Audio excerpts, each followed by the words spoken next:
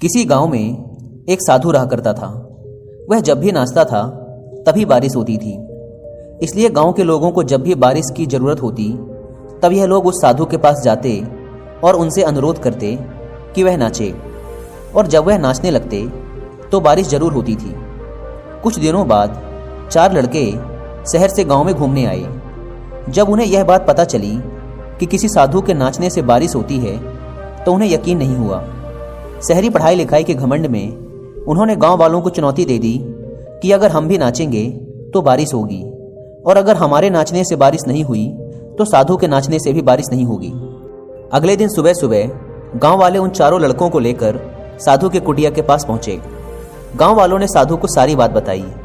फिर उन लड़कों ने नाचना शुरू किया। पहले लड़के ने नाचना शुरू किया। आधा घंटा बीत गया। फिर पहला लड़का थक कर बैठ गया, पर बादल नहीं दिखे। कुछ देर बाद दूसरे लड़के ने नाचना शुरू किया और 1 घंटे बीतते बीतते वह भी थक कर बैठ गया। बाकी दोनों लड़कों ने भी ऐसा ही किया, पर बारिश नहीं हुई। अब साधु की बारी थी। उसने नाचना शुरू किया। 1 घंटा बीत गया, पर बारिश नहीं हुई। साधु फिर भी नहीं रुका, वह नाचता ही रहा। नाचते नाचते 2 घंटे बीत गए, पर बारिश नहीं हुई। 4 घंटे बीत गए, पर बारिश नहीं हुई। लेकिन साधु तो रुकने का नाम ही नहीं ले रहा था। धीरे धीरे शाम ढलने लगी कि तभी बादलों की गड़गड़ाहट सुनाई दी और थोड़ी देर बाद जोरों की बारिश होने लगी। यह देखकर 4 लड़के दंग रह गए और तुरंत साधु से क्षमा मांगी।